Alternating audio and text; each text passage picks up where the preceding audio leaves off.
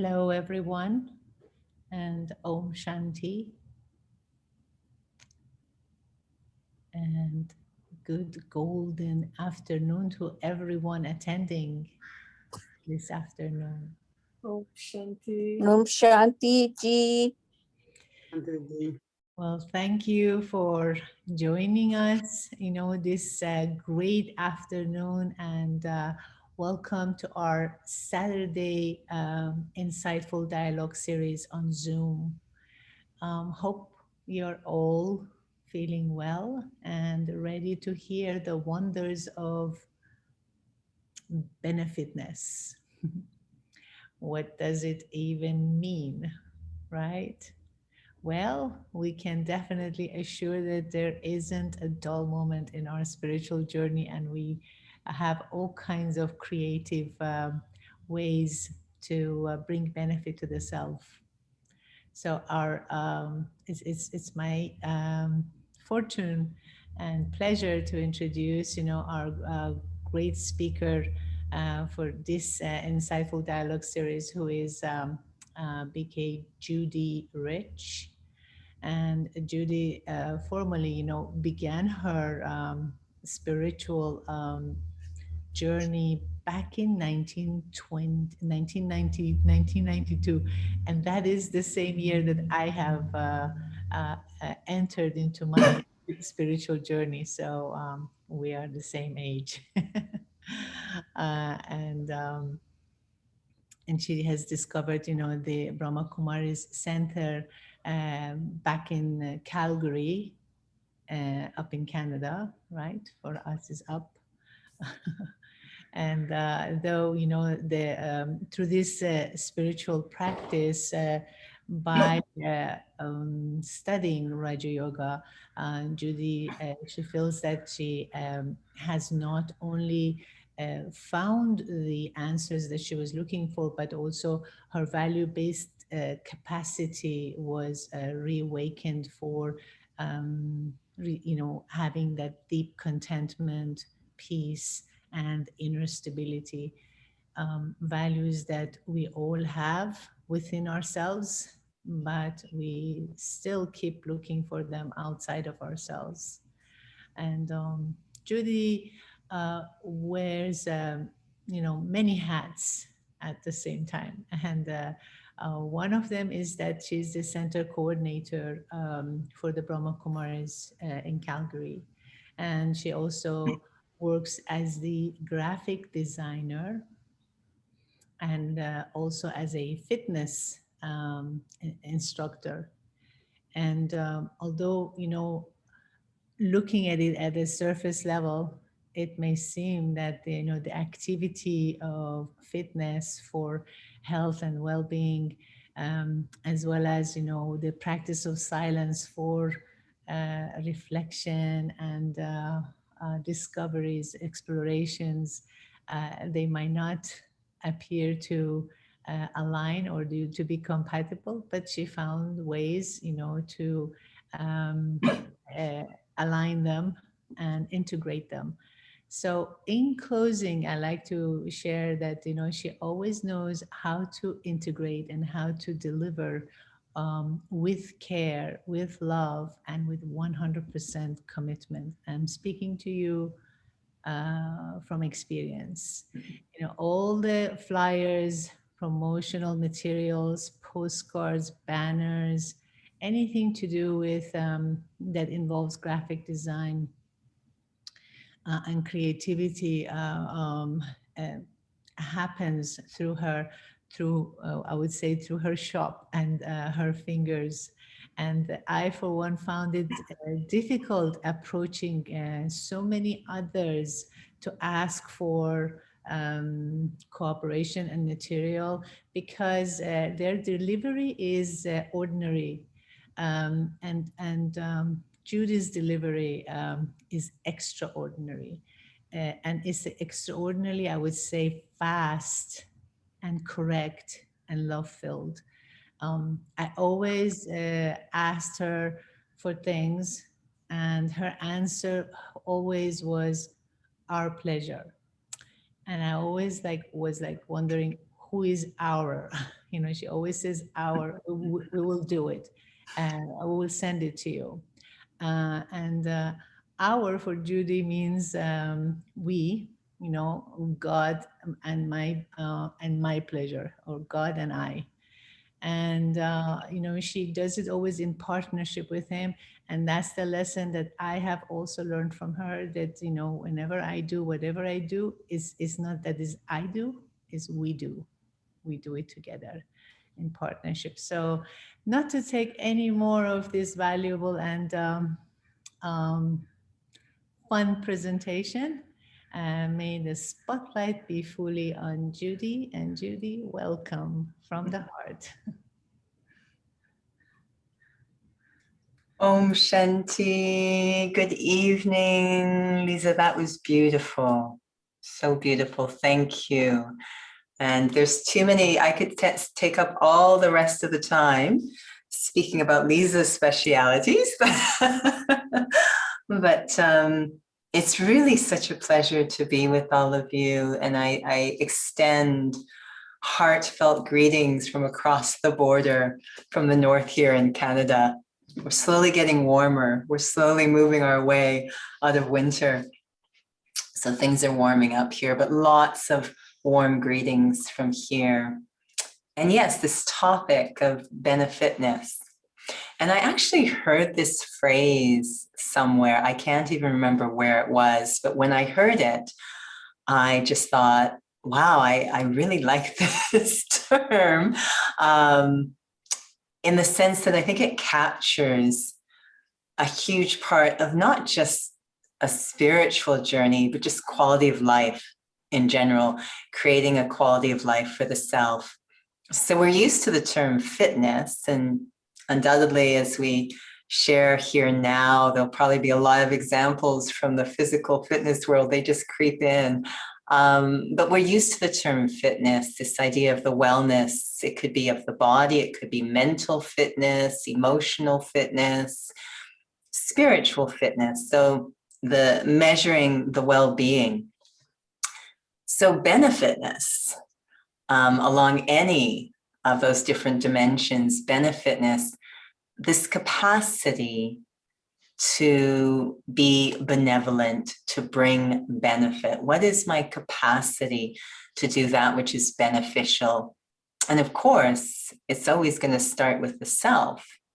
So that may sound kind of self-serving to say, what's in it for me? How can I benefit myself? But this form of benefit, this capacity for benefit, will also extend, if it's the real thing, if I have really high level of benefitness, it will include benefit for others, not just within the circle of those who are connected to me, but actually at the level of humanity, unlimited benefit, as well as benefit for all resources entrusted to me. So it's going to require a certain headspace to explore Benefitness. So if it's okay, we're going to start with just a short reflection, just to get us in the mood, if you will. So I'm going to invite you to be seated in a benevolent way. And, you know, coming from fitness, there's always that concern, is the body comfortable, but also well aligned? So we always want to make sure that our body is really, yes, relaxed, no tension, but also engaged. So take a moment to be seated comfortably, engaged, alert, but no tension. And just to help us out, we're going to just take a couple of breaths. So taking that breath in,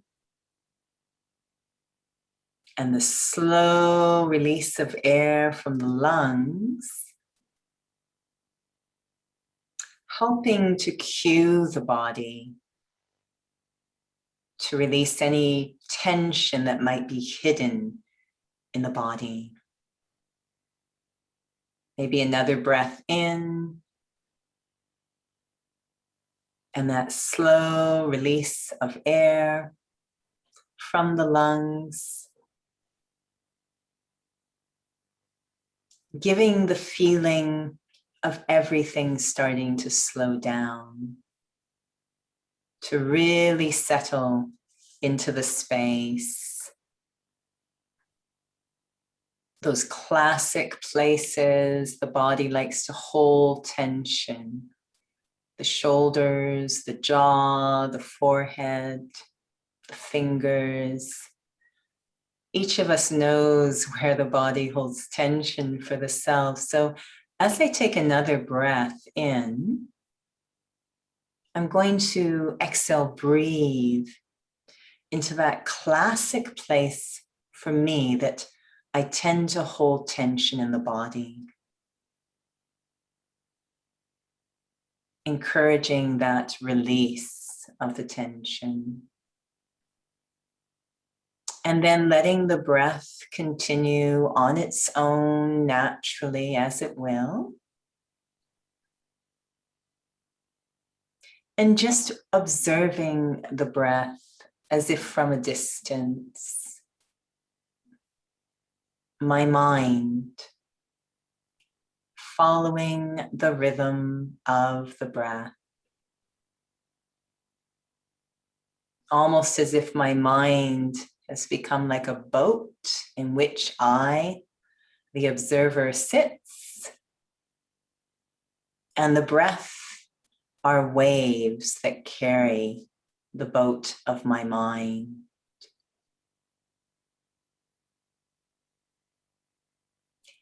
Carrying my mind, carrying me away from the shore of day-to-day thoughts, the usual thoughts, the ordinary thoughts, the familiar thoughts. Carrying my mind away from that familiar shore in a very peaceful way. The boat of my mind carried by the rhythm of the breath, away from the familiar shore to a space deep inside that's calm, light, uncluttered, so peaceful, very sacred feeling to the space.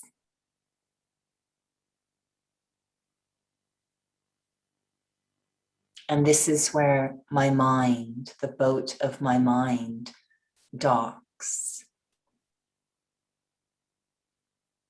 settling into the sacred space with me, the observer, the experiencer, the being, enjoying the peace, the quiet, the sacredness of the space inside, far away from the rhythm of day-to-day life. This is a space that's dedicated to spending quality time with the self, healing the relationship with the self, caring for the self at a very deep level, honest dialogue with the self. I love this space, this sacred, quiet space. It nourishes me. It's a feeling of benevolence in this space, where I can discover what will unlock my highest potential, the best of me.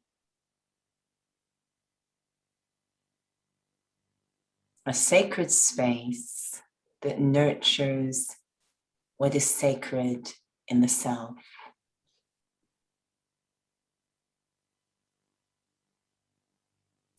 Om Shanti.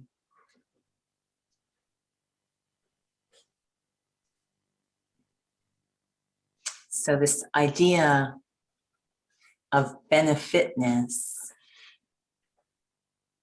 relies so completely on the feelings and attitudes I have towards myself.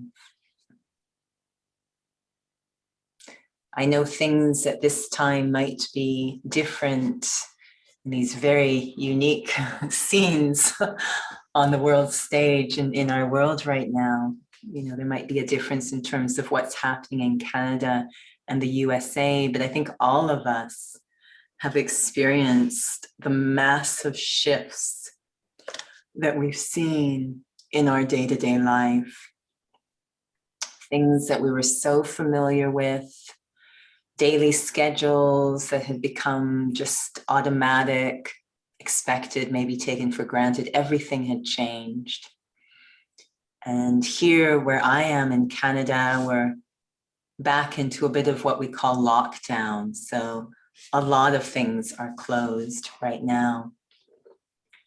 And it's been very interesting for myself as a fitness instructor.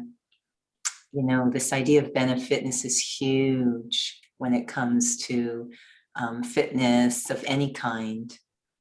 Because although there are facilities and instructors and programs, it still depends on the client walking through the door. They still have to come and want to participate. And that's become huge at this time. Our programming is all online right now, our fitness classes, everything. And we certainly can't go into their home and turn on their Zoom. They have to come themselves and participate. It's really, the onus is so much on the members to show up, to want to benefit themselves. And what we've seen over time is the numbers getting smaller and smaller and smaller until there's just a regular small group of souls who keep sustaining their fitness regime. And I remember talking to another BK student in Ottawa. They're a pharmacist who works in the hospital. So they're on site, witnessing and participating in everything that's going on in hospitals. As you can imagine, it's quite extreme. And they are very dedicated spiritual students, experienced meditators. So they've got the resources to take care. But even with that, I can really see the fatigue. You know, after so many months, I can really see how this wears on the soul, what they're having to go through. And so we were talking about the importance of structure and creating, you know, that I have to be so proactive and deliberate in creating a structure that benefits and sustains the self. And she was sharing that it's like a religion for her every day at lunch. And this is Canada, so in winter, this can get pretty tricky in Ottawa. She goes for an hour power walk. Nothing is going to stop her from going for that hour power walk. And she says, it's my sanity, it saves my life. And yes, she still meditates, etc. But this hour power walk, which is very meditative for her to really honor and be loyal to that structure is such an example of this benefitness. So we're really seeing that the onus is really in each individual's hands as to how they're going to sustain themselves in a healthy way in all the dimensions of well-being: physical, mental, emotional, spiritual. Now, there's a lot of stuff online. I know that, and as I sit here talking to you online, and I always find it interesting when we do a fitness class online, because I always wonder, you know, everyone turns their video off for the most part. So I always wonder, are they really doing the class, or are they just watching me do the class? Because even though there's a lot going on and I could feel, yeah, no, I'm benefiting the self, it can still be very passive, actually. It's a bit like watching TV. And I'm not really taking the benefit. I'm watching other people benefit. But am I working with all of this? It's a bit like a fitness class. Am I actually taking the class or sitting on the couch eating snacks while I watch the instructor work out? So it really requires a lot of initiative and being proactive and deliberate to create a program at this time to keep the self well in all the different dimensions. And when we keep ourselves well, it means that we can maintain wellness in our actions and interactions, so others will benefit as well. And how we use resources will be very benevolent, very accurate as well. And so what kind of mindset does it take to have this benefitness, to be able to create a structure that will really benefit the self? And you really see this so much in the fitness setting. It always really amazes me when I see these souls showing up no matter what. There was one time I was working at the local YMCA, and I don't want to frighten anyone, but winters here in Calgary are pretty extreme. So we can, with what we call the wind chill factor, it can easily get down to, minus 30, minus 40. This is Celsius. I don't know what the conversion is, but suffice it to say, it's very cold. And when I looked at the YMCA, we had these souls that were really just dedicated to, their well-being. They're in a corporate setting. They're under a lot of stress. And they'd always come, whatever the weather, and they love to run outside. I personally cannot relate to that concept, but they love to run outside. So I would see them going out, and they're very sensible. They go out well clothed and everything, wearing the right gear, but they go out there and they'd be smiling the whole time. They have icicles forming on their beards, and it was all very fascinating. But I always say, wow, that this idea of how easy it would be to have excuses, very valid excuses and reasons and rationales come into their mind of, I don't think I'll run today. It's freezing out there and the path is slippery and it's just insane. I can come up with those reasons, but no, nothing was stopping them. There must be some powerful thing going on in there to really enable them to override all of these various things that can come up. And you see this so much. I see it so much in the fitness setting. Whenever souls are doing their reps and they're coming to those final reps, and you say, just one more rep, just one more. And you can see that battle. It becomes a spiritual moment because it's really mind over matter. The sense of having a certain attitude that can override the resistance. So this idea of benefitness means some sort of inner power, inner alignment is happening that can really go beyond any obstacles that come up. When we talk about the excuses, the rationale, the reasons, you might, as you sit there, be able to think of different moments you've been in where you kind of are going, I don't think this is a good idea today, and here's why. I have all these different reasons to not do something that I, in some level, know would be very beneficial. I've seen it a lot in myself because now there's many days when I'm having to do a workout on my own at home, and I can just see the little voice inside saying, it's okay if you skip a day. And I know what a slippery slope that is. Or, all of these online activities and different time zones. So sometimes I'm involved in meetings online, and because we're in the tail end of the time zones, they'll be at 3 or 4 o'clock in the morning. And I always want to have early morning meditation. So this might mean waking up at 2:30 or 2 o'clock, so I can have meditation before the meeting. And part of me is like, really? I mean, really? That seems really early. But I'm like, no, I'm getting up, I'm showering, I'm dressing, I'm going to go into meditation before the meeting. Just this sense of how important structure is right now. Super important to overcome inner inertia. So what energy is needed? When it comes to the sort of propensities for making excuses, or we sometimes say is, a little bit of laziness or carelessness or avoidance or escape, there is a certain dynamic that is behind that. And that dynamic we sometimes refer to as ego or arrogance, if you will. This little voice inside that doesn't really want to support Benefitness. Now, it seems odd that there would be anything inside of us that would want to sabotage this pure desire to benefit the self. That seems really odd. Why would we do that to ourselves?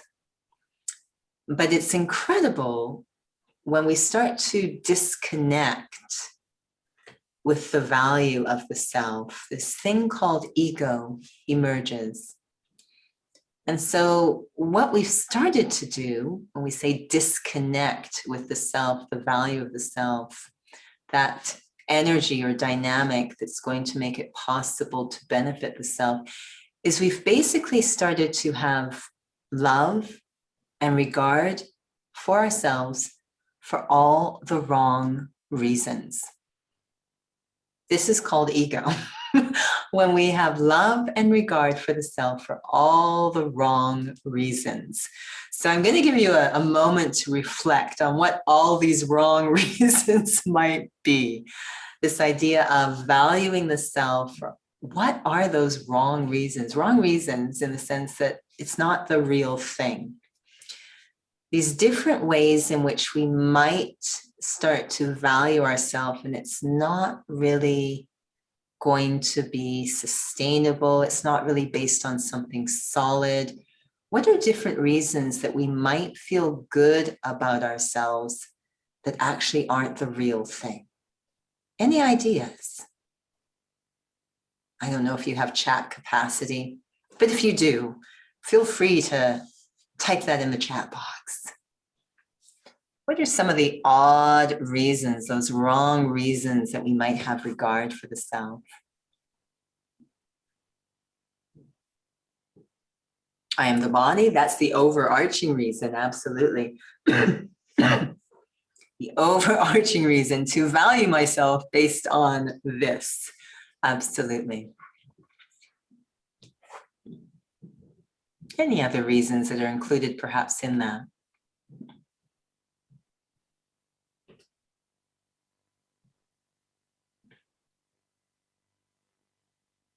Accomplishments, absolutely. So I feel good about myself because I have a degree from so-and-so place. We use excuses.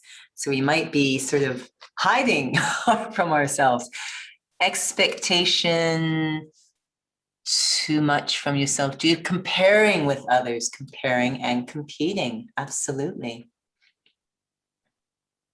So feeling good about the self relative to someone else, it's a double-sided knife, absolutely. That means I can also feel bad about myself relative to someone else. Any other reasons? Having love and regard for ourselves for all the wrong reasons.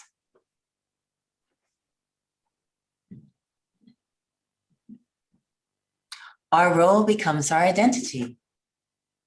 Low esteem, absolutely, in all the different ways that might be expressed. I know you're all sharing this theoretically, but you're not actually experiencing this. This is all theoretical. Being righteous, that's one of my favorite ones. Being righteous, which means you're wrongest. Yes. Again, a very interesting way to feel good about yourself, perhaps being critical of others. I heard this this lady speak, and she said, when your alarm goes off and then you want to put it to snooze, so there's like this 3 rule, 1, 2, 3, and you get up and you just don't think about it. I'm not sure what it's called. I know what you're trying to say, but something to that sense before that brain can take over and tell you, it's not a good idea. Sleep in, don't shower, don't meditate. You can do it tomorrow. Yeah. Before that thought comes in, you have to program like that. You 1, 2, 3, really out have of it. to. Yeah, you have to seize the moment. Now or never. Don't give any rope to ego. Yes, exactly. But I don't know how to explain it. Yes. Yes, no, you've explained it well. We have another one here, being critical of yourself. Yeah, it's just remarkable what's going on inside. You know, that's kind of just a full-time occupation, sorting out what's going on inside. I was asked a question the other day that really intrigued me. They were asking, you know, you're a fitness instructor, and it seems like a really physical environment, so much focus on the body. Like, how does spirituality work in that environment? I was sort of saying, actually, it's not even in just a fitness environment. It's everywhere. It's everywhere that this so-called body consciousness can creep in. So there are what we call 4 Ps, 4 letter Ps, that really capture all of these strange reasons that we can try and develop love and regard for ourselves. And you will notice they all have something in common. The first one, which was the very first one mentioned, is package. So investing my sense of value in the package, or the body. So one of the stories I sometimes tell, you might have noticed, there's a gap between my 2 front teeth. I don't know if you can see it there. Yeah, I know there's a lot of gums too, but anyways, there's a gap. So that gap wasn't always there. It was actually after there were braces that gap appeared. So this was when I was young, I don't know, 12, 13 years old, and this gap, you know, was sort of there. And very often people would notice the gap and they would say to me, you know, you have a gap between your 2 front teeth. I go, oh, wow. Yes, I do. And then their next thing would be, you know, you can get that fixed.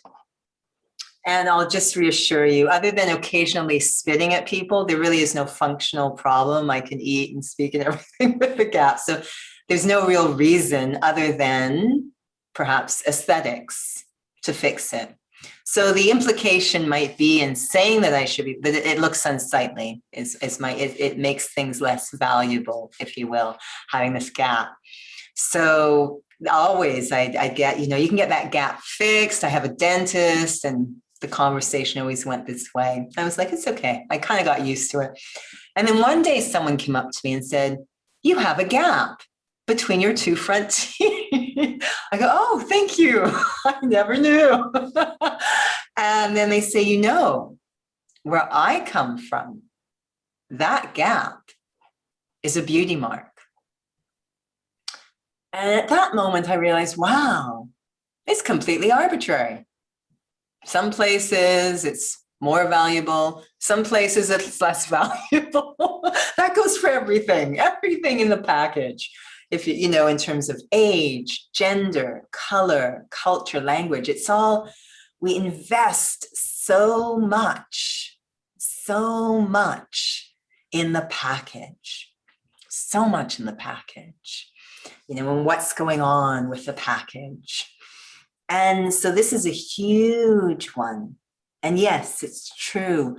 I certainly do see a lot of it in the fitness studio, and it's quite a fascinating story. It's just more overt, possibly, but it's everywhere. You know, we just put so much in the package. So that's the first one, is package. And I think as you churn inside for yourself, you might be able to recognize some of the interesting ways that we invest our sense of value and love for the self in the package. Another one, which I know I saw, had to do with identity, etc., and accomplishments, I call position or status. So the idea that, I am this particular position in this company. For a while, I was in communications at the YMCA. And so you're responsible for all the printing, etc. And it was so interesting whenever a new staff person would come on board, I would just wait. They'd almost be on time. It always happened at the same time. I just wait. Okay, they're going to come any moment now and make this request. Moments after they're brought on board, I would get a request, a requisition. Can I please make them business cards? Now, I'm telling you, there was very little usage of these business cards. No one's really using business cards anymore, but they wanted the business card because on the business card, they get their name and their title. And this was something very important for them to have.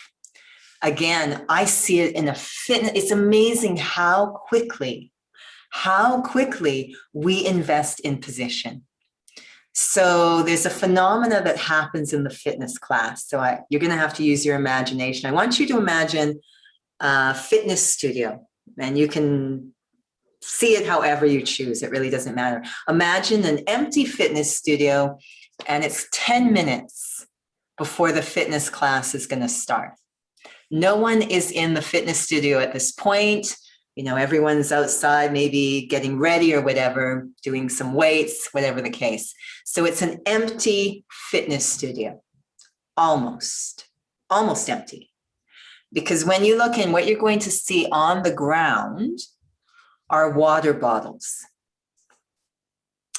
People have put their water bottles in various parts of the studio to mark their position in the studio. I don't know if any of you are familiar with this phenomena. So you mark everyone's got their place, and God forbid if you stand in someone else's place. Now, we had a situation where the studio I'm with is a boutique, but they have many contracts in the city. And one of the gyms they had a contract with closed. And so they offered to the members at that gym that they could transfer their membership to the home base where I am.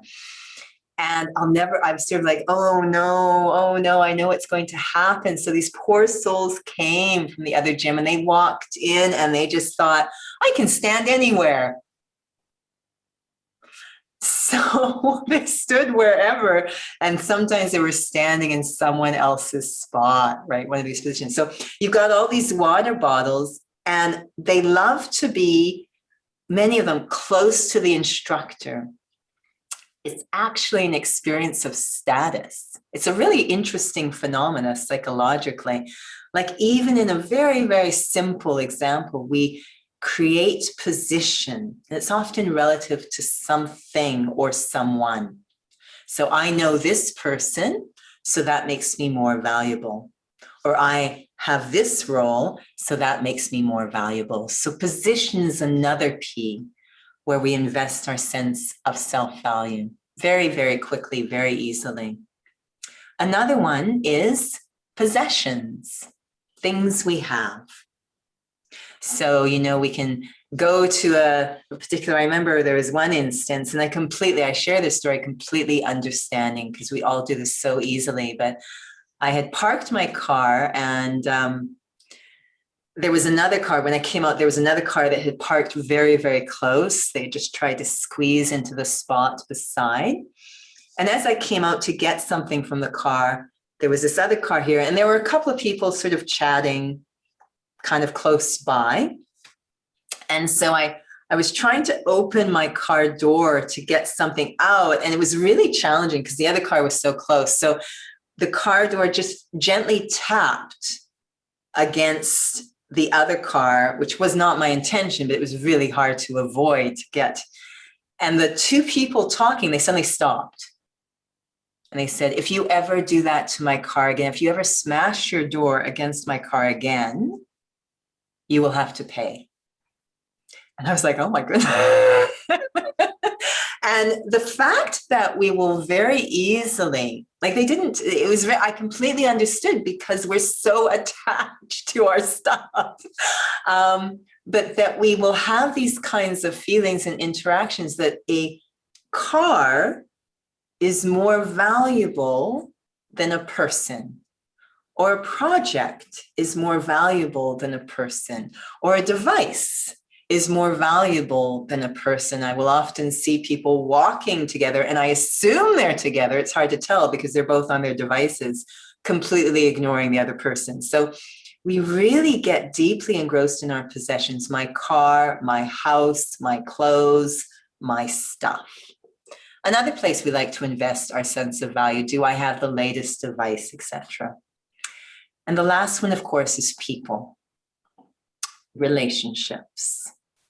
Really investing, again, our sense of value. It's so easy to do. You know, am I loved by this person? Am I a good mother? All of these types of things.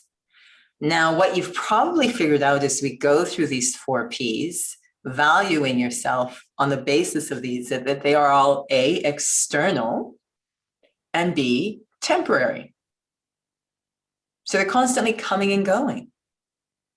So it becomes a little bit like a stock market situation, where my sense of value is going up and down, as my investments come and go, right? We are on this roller coaster of happiness, sorrow, because I am valuing myself for all the wrong reasons. I've invested my sense of value in things that are external and temporary. And this has become heightened at this time, because a lot of these things are no longer available to me. A lot of people might be losing work. A lot of people's relationships are falling apart. A lot of stuff we can't have anymore. I haven't got as much money. So a lot of this stuff is disappearing. These places that I had invested my sense of self. So it's just kind of going this way. The case numbers are going this way, and my sense of value is going this way, because a lot of these P's are disappearing. All these different ways I had valued myself are disappearing. And this benefitness depends completely on that self-value, that sense of self-value. We take care of things we value.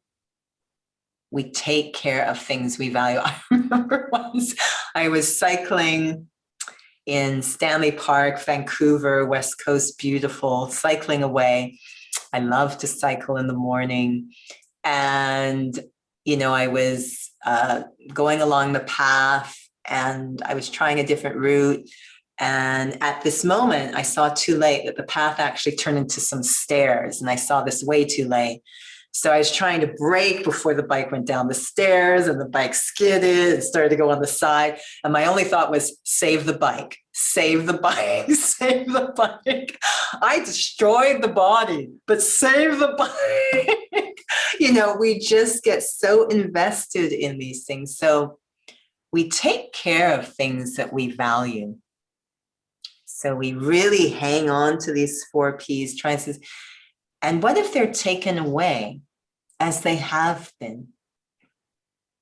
So if my sense of value is starting to reduce because these 4 Ps are disappearing, it's really going to mess around with my capacity for benefitness. Really, really going to make it difficult. So the ego is just getting so irritated because this investment system is kind of not going well. So obviously the solution is to value the self for all the right reasons. And this, of course, is the essence of what spirituality explores, is valuing the self for all the right reasons, which means they can't be external and they can't be temporary. They will have to be internal or intrinsic and eternal, right? Internal and eternal. I have to figure out what those are and really invest my sense of value in those things. And then all sorts of things can be changing outside. It doesn't matter. And they will change because that is the law of the external, the physical, the temporal, as everything changes all the time. So I want a sense of self-value, which we call self-respect. It is at the other end of the spectrum from ego. If ego is valuing myself for all the wrong reasons, self-respect is valuing myself for all the right reasons. And a soul with self-respect is kind of unstoppable when it comes to benefitness. They are able to benefit the self and also have that regard for others, benefit others. So how to value the self for all the right reasons? What is that internal and eternal? Now, I came from a household that was I was very lucky, very liberal-minded. And actually, a lot of my upbringing was in California. I do have a sister that was born in Berkeley, California. So we spent a lot of time in Berkeley. And Berkeley is a very liberal-minded place. So we had a very liberal-minded upbringing, very liberal parents. And it was such a fascinating household because it was so eclectic. So one parent was in a Black body, one parent was in a white body, one parent was academic, one parent was artistic, one was short, one was tall, one was musical and athletic, one was not. So it was such a beautifully eclectic household. And so the odds of being put into a box was very slim. The odds of defining myself by the body was very slim. And I remember distinctly, it was so interesting because we really, really did not see our parents by the color of their skin. And I remember one day, I must have been about 15 or 16 years old. And by the way, one was Jewish and one was Anglican. So we were in the synagogue, and I remember I was sitting there, and I turned to look at my mother, the one who is in the Black body, and I went, oh my goodness, she's in a Black body. Like as if I was seeing it for the first time. I said, what is her experience? She's the only person in a Black body in this entire synagogue. And it was really like I was seeing it I'd never seen it. Because kids don't see that stuff. So it was very interesting, the upbringing, because there was a sense of, well, I'm not this and I'm not that. So who am I? I'm not this and I'm not that. So who am I? There was constantly this question of who am I? There was really never that opportunity to attach to any of this external stuff. It was very difficult because it wasn't, I'm not this or that. I'm not this or that.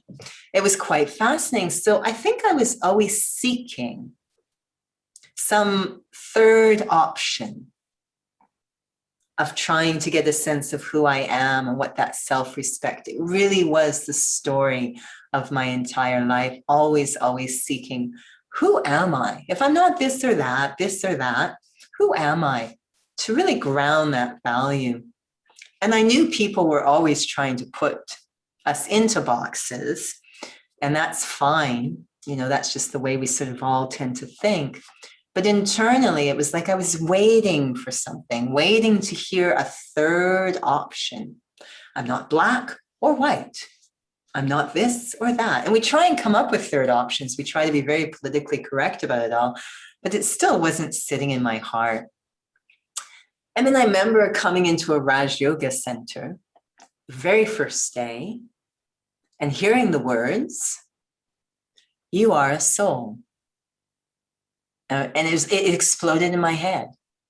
It's what I've been waiting to hear all of this life. And I thought, my gosh, that's it. That's the only way you can have self-respect, because it is free of all the P's. Those 4 P's is completely free. You know, if I say, okay, I'm not this or that, well, what am I? What am I? If I'm not these things, well, what am I? You know, we're always trying to latch on to something else. And it was completely free of all of these temporary things. You are a soul. And so we call this the 5th P. Point. you're not physical at all. You're not the package. You're not the positions. You're not the possessions. You're not the people. You're not the relation. You're not any of those. You're a point. This wonderful spiritual being who travels through time, who travels through those P's as they come and go. And you have something inside of yourself which is extremely valuable and travels with you. It is eternal and intrinsic. And I'm hearing them go, oh my gosh, this is the solution. This is that third option. Sounds great. Now I just have to experience it. That's all that's left. It's, immediately we recognize, yes, that's right. And I think we deeply feel that. We're grappling with so many issues around this, whether it's gender inequity or the Black Lives Matter or whatever it is, that's all around these external things that have gotten us into a lot of trouble, actually, a lot of conflict with ourselves and with each other. To see each other as spiritual beings, to really see each other inside, is such a beautiful solution, such a beautiful way to have that regard for others that is independent.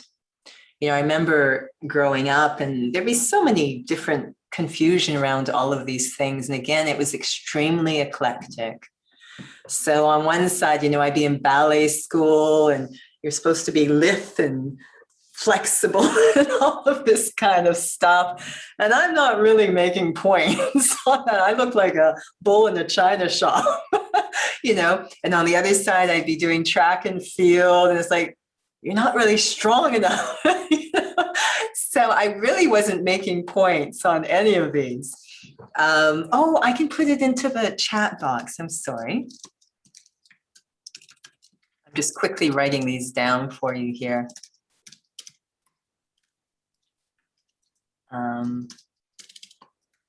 Just pause. So those are the 4 P's. So it really was quite crazy how we trap ourselves and each other in expectations, etc. And I don't think any of us want to do it. How many times have we have thought, I wish people could see me for who I am inside and stop looking at me in these external ways. So I loved it when I heard you are a soul and you have these beautiful intrinsic qualities that are innate to you. And then it just got better and better. And you're a child of God. You're this beautiful, elevated being, and everybody else is too. And it's like, wow, this is great. This is where Benefitness begins, because I started to realize spiritual benefitness, this capacity to benefit myself spiritually, the entire path would be being able to penetrate those ideas, to actually experience them. Ego would oppose me, fight me, battle with me tooth and nail to actually experience being a soul. We can talk about it, we can analyze it, we can do all sorts of, but to actually experience it is the entire spiritual journey. This is spiritual benefitness. To continue to work along, move along on that journey of experiencing myself to be a soul. So this is the foundation. Whenever I think of all these different dimensions, spiritual, emotional, mental, and physical, I think of them as concentric circles or rings of a tree, if you will. And once you get that spiritual, all the other ones will follow really naturally. But that spiritual one is the most challenging. I've had days when it's like, I think it would be easier to bench press 300 pounds than try to penetrate this experience of being a soul, because there's so much opposition. Ego, we've invested so much in these external forms of validation, and they get very, very subtle. And they're not going to take this line down. They're like, you're going to just drop kick me? I've taken care of you for so long. I'm not going that easily. And we have to kind of negotiate, move through this without any violence. So it's a remarkable journey of understanding and patience, and yes, disciplines of self-care. The number one place that ego is going to block my benefitness is in spirituality, because it's kind of signing ego's death certificate. So it's going to block me in all these different principles that will support my spiritual development. A regular practice of meditation. I'm going to ask you the question, if you do have a practice, any kind of practice of meditation or reflection, sometimes the word meditation is a little heavy, just internal dialogue, reflection, time with the self. And thinking about if you've taken the Raj Yoga courses at all, or any kind of mindful or reflective practice, what kinds of thoughts would come into your head when you're starting it, or even when you're trying to have a schedule of meditation? What kind of thoughts start to come into your head that might block that happening? Any ideas? Again, feel free to use the chat box.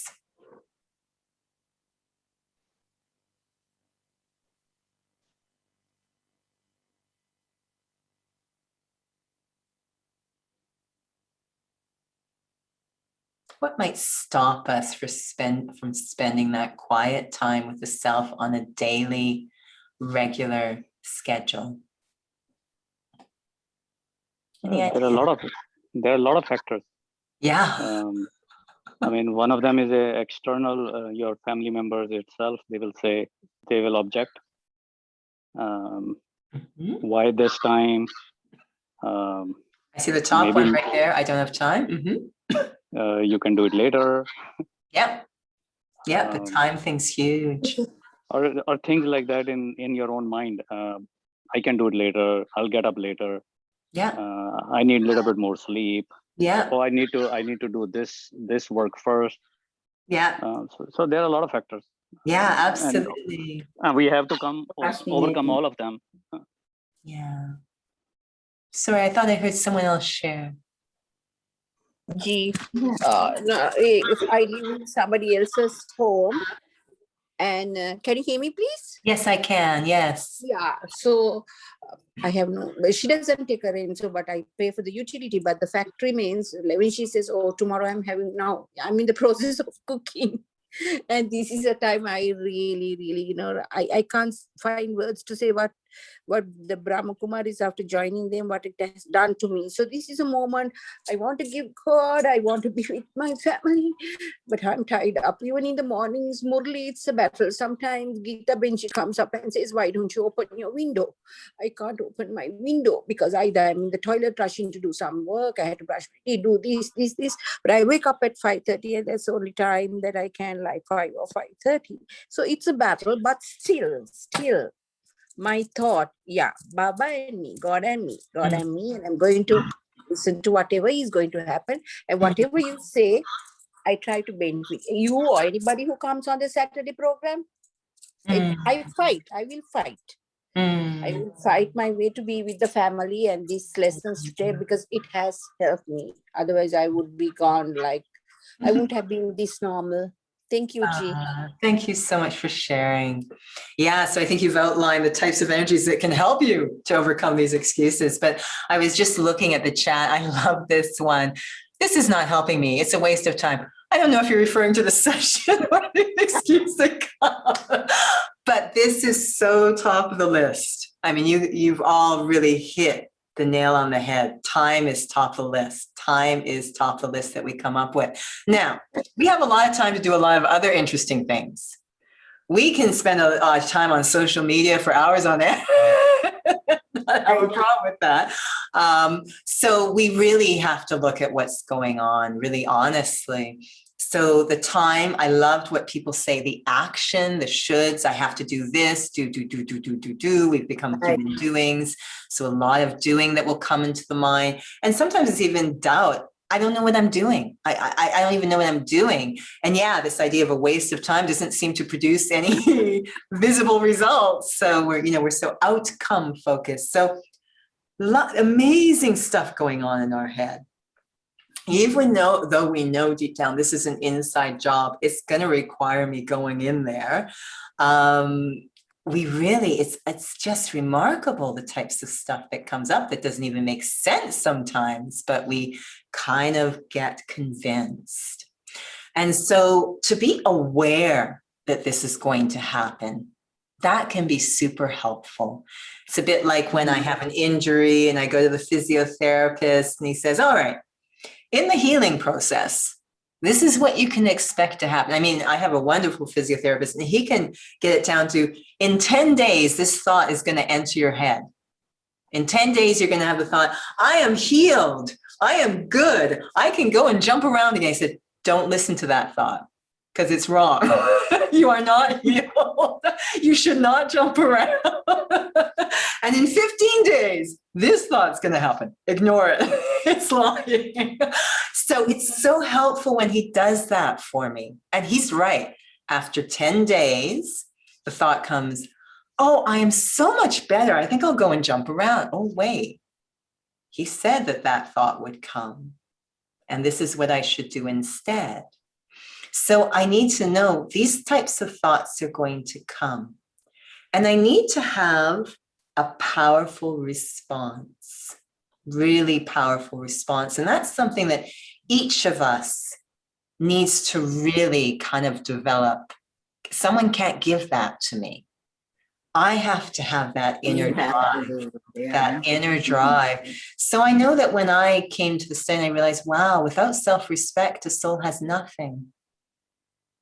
I knew that it was the most important commodity a soul can have, a human being can have, is self-respect. So whenever the little thoughts come, I go, no, no, no. I know, and even if the Brahma Kumaris didn't exist, if God didn't exist, in my own heart, in all alone, in relationship, self-respect is everything. And it can't be based on anything external. I have to sort this issue out, and it's an inside job. So I need to spend time inside with myself as a daily practice. Once that really starts to gel and I start to have these disciplines of self-care, you know, and it's beautiful because I know with Raj Yoga, it's very helpful in helping to form those disciplines of self-care, what those daily practices might look like, the understandings that I need to work with and use during the day. Super, super helpful. Starting to develop, if you will, a program. It's quite beautiful. And having a support system, you are all a support system for each other, actually. This is also really, really valuable. So different things, and I get to see all of this in a very concrete way when I'm in the fitness setting, because it's the exact same principle. You know, I see these souls. Today, you know, I had this class online, and it really touched me because, you know, they were sharing at the end, the studio I'm with is really, I mean, at this point, they're making no money, none, zero money, but they still keep offering these classes online. And so they were just sharing how much they appreciate it. And I was really so touched by what it took on their side to show up and what's going on inside their minds that they keep showing up. That level of there must be some level of self-respect that, you know, they take the initiative to sign up for the class, to create a space in their home, even though other things are going on. I'm often watching the videos and seeing the children or the dogs walking through. So, you know, they've got these different issues to deal with. They've got the technical. Some of them say, I don't understand technology, but they make it happen. They're overcoming many excuses to be there. And it really deeply touches me. So it's so important, I feel, to just, it's like this little fragile seed. Even though it might seem, wow, is there any self-respect in there? We each have this little seed, this little kernel, this little voice. I, the soul, want to benefit myself. There might be a lot of resistance, a lot of sort of obstacles and walls that I'm going to have to move through, but there's this little seed of self-respect, this pure desire to benefit the self in every single human soul, even in the face of so much opposition. And what I need to do is really, really give that care, attention, keep it in my awareness. I literally visualize it as this little seed that is me. And you need to take that seed and plant it in the soil. And yes, for a very long time, it may not appear like anything is going on. That's the way seeds work, is that for a very long time, it may not look like anything's going on. It's not like people walk away and say, they know, okay, I'm going to keep watering it and warming it, watering and warming it.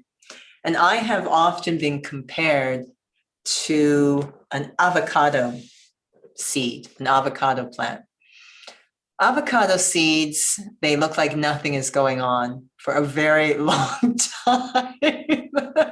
And, all around you, people are growing and flourishing, and you're like, wow, what's wrong with me?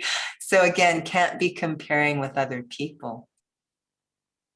There's a very beautiful story called The Emperor's Seed, and I'm sure it's available online, The Emperor's Seed. It's about honesty. I'll try and type it here in the chat box. And we love this story. It really is about self-respect, honesty with the self, and not doing anything for show, for external validation anymore, really to benefit the self. It's all about the relationship with you, knowing God is there to support that relationship.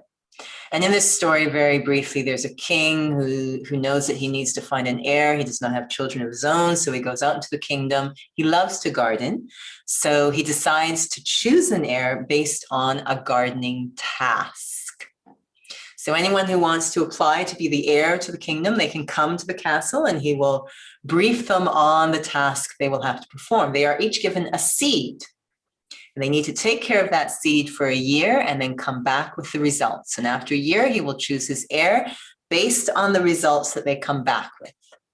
So this little girl in the book I read, her name was Serena. She's very interested. She loves gardening herself. She has, a lot of love for the kingdom. So she decides to take on the task. So she takes the seed, she takes it home, she plants it. She takes so much care, the best soil, the best care of the seed, and nothing is happening. Month after month goes by, 0 results. And she's giving it the best care she can, 0 results. The day comes when everyone's to come back to the castle, the palace, with their results. And she goes to her father, I don't know if I can go. I mean, look, there's nothing here. And he said, Did you give it your best? Did you do everything, the absolute best you could? And she said, yes. He said, then you have nothing to be ashamed of. Take your results to the palace. So she does with her empty pot. And as she's walking, everyone else is walking, and everyone has these beautiful flowers, these beautiful creations of what has happened over the year. And it's just like, she's like, oh my gosh, this is horrible. So she gets to the castle. She's kind of in a corner, doesn't really feel great about what's going on, but she knows that she's done it honestly, given it her best. And the king is walking and looking at all the different results. And he's going, wow, that's a beautiful flower to one person. Wow, that's amazing what you've got there. And then it comes to he says, what's this? And it's this empty pot, this pot with just soil. And he's like, what's this? And she's like, oh my gosh. She goes, that's mine. And he said, really? There doesn't seem to be anything there. She goes, I know, I took care of it, and that's all that happened. And he's like, oh, okay. And so he says, I have made my decision. It's very clear. It's very, very clear. And he says, the one who will be my next heir is, and he points to the empty pot. Because the seeds that he gave were all burnt. None of them should have produced any results or seeable results. Because again, remember, ego loves external show. There should have been no external results. And so he said, the owner of this pot is honest. And I need an heir that is honest. So of course, based on that character. So, it might look for a while like, is anything going on here? But we give it, we enjoy the process so much. We enjoy it so much. And we're not in this for external show anymore. We don't want external validation. This is about healing the relationship with the self. And that's an inside job between me, myself, and really God. And the more that relationship is healed, the more benevolent and honest and authentic I will be with respect to those 4 Ps. I will not have these different possessions for the sake of taking value from them, but feel they are entrusted in my care and use them with utmost regard. So it really changes the relationships with the 4 Ps when I focus on that 5th P. So there is this deeply beneficial feeling of taking care of that seed, that every day that I sit in that silence and really soak myself in the experience, what does it mean to say I am a soul? What are these beautiful qualities within the self? What does it mean to say I'm a child of the Supreme Soul? What's that experience? It's all very internal and it takes time. It takes time. And you deserve that time. You deserve to have an authentic experience, not a superficial one for show, but an authentic experience of what it means to say, I am a soul. What does real self-respect taste like? So this is where the journey of Benefitness begins, is at that spiritual level. And once that happens, you'll start to notice that the way that you treat yourself and others in other aspects start to change really naturally as well. Physical care of the body, now from the inside out. Not for show, but from the inside out. And there's no violence. Care of, say, nutrition, care in relationships, care of resources. All of it starts to happen based on self-respect, all the right reasons.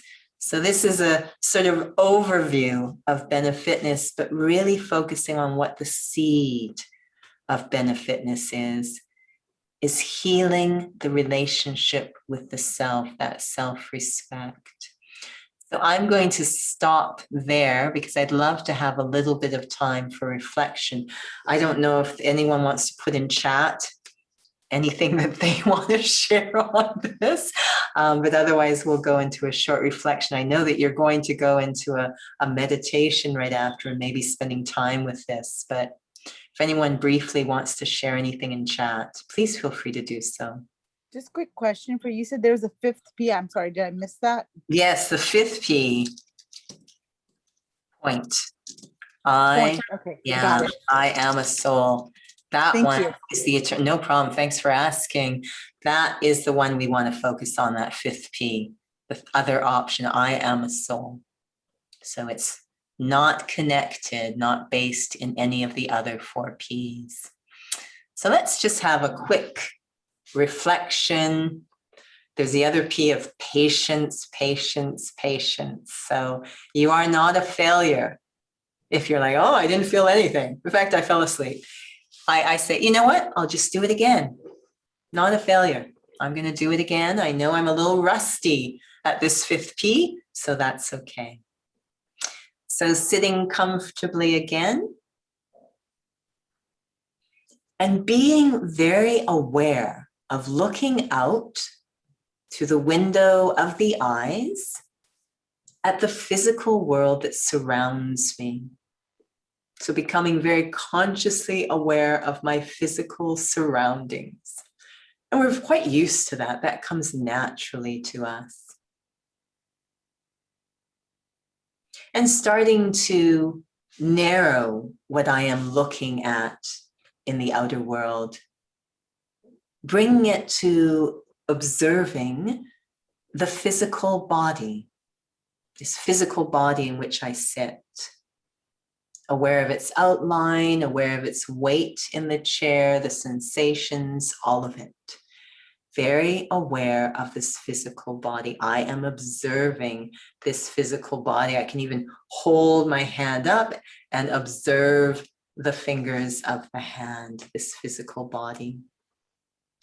And I'm going to get a little bit more concentrated and subtle and start to observe the breath of the body, as if that's all that exists in my world. It's just watching the lungs work, observing that. And maybe even more subtle. It's going to require I be very, very quiet, introverted, to see if I can experience, observe the heartbeat of the body.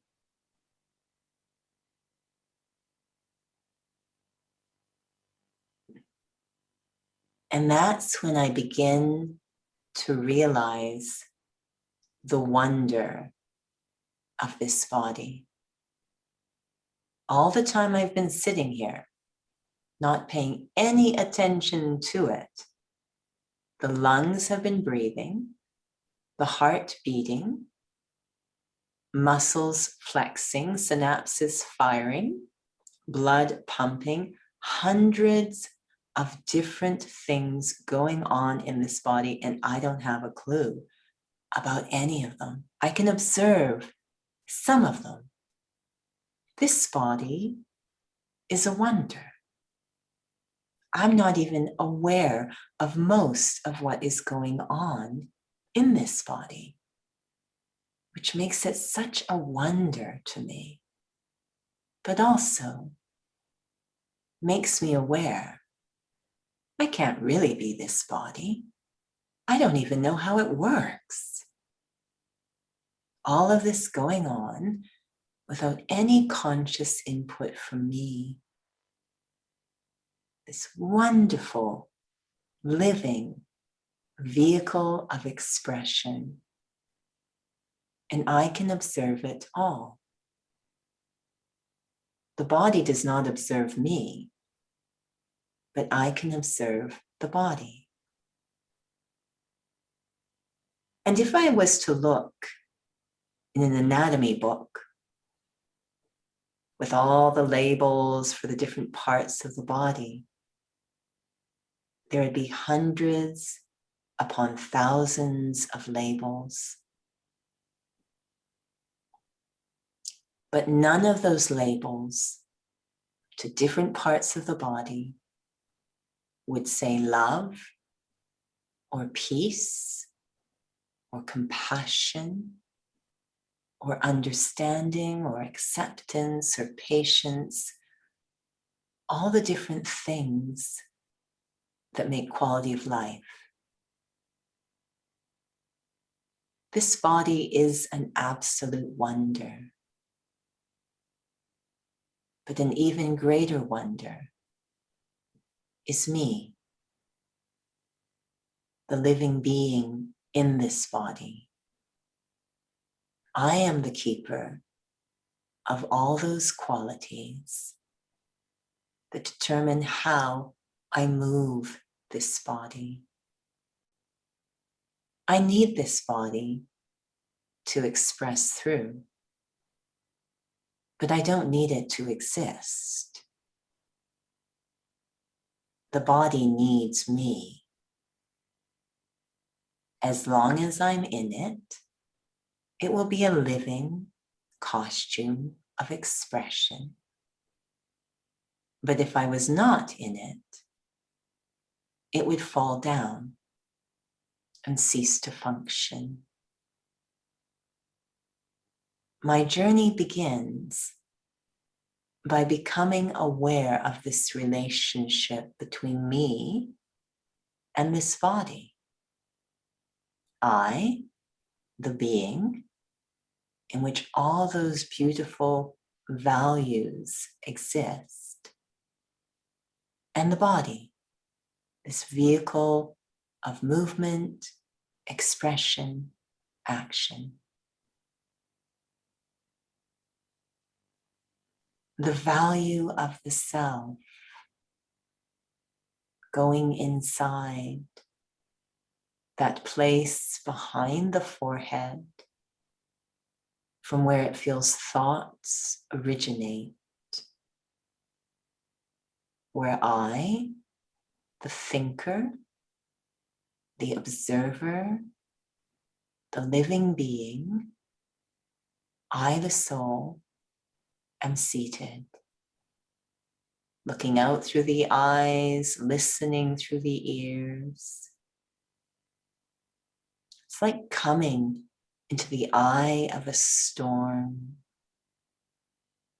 I am the still point inside.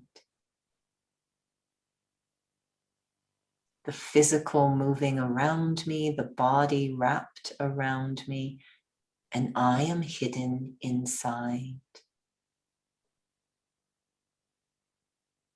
Feeling the stillness, the subtlety, the quietness of the sound.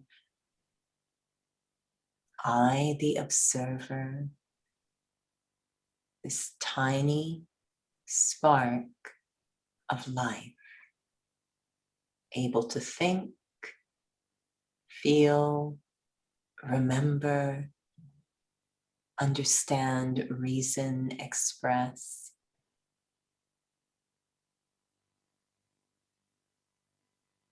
Withdrawing into that quiet sense of self and starting to activate, awaken the true nature of the self. Extremely calm, stable, peaceful, observing from this place of peace. Starting to create a space, a pathway to restore the relationship with myself. It's like planting a seed underground.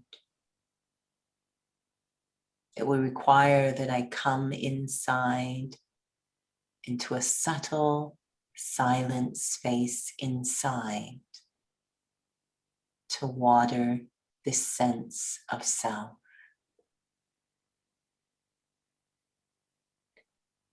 Om Shanti.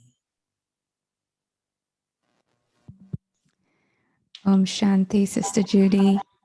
Thank you so much for this lovely session on benefitness. It's such a unique name with such a deep meaning behind, which is to value ourselves for all the right reasons, eternal and internal, becoming free from the four P's and focusing on the fifth P, the point. So thank you so much for that. And for all those who are attending the session has been recorded and will be available on our YouTube channel within 2 days. And the link is being posted right away, so you should see it in the chat box. And we're now heading towards our hourly evening meditation. So for all those interested in staying back, feel free to do so. Thank you so much. Om Shanti. Om Shanti.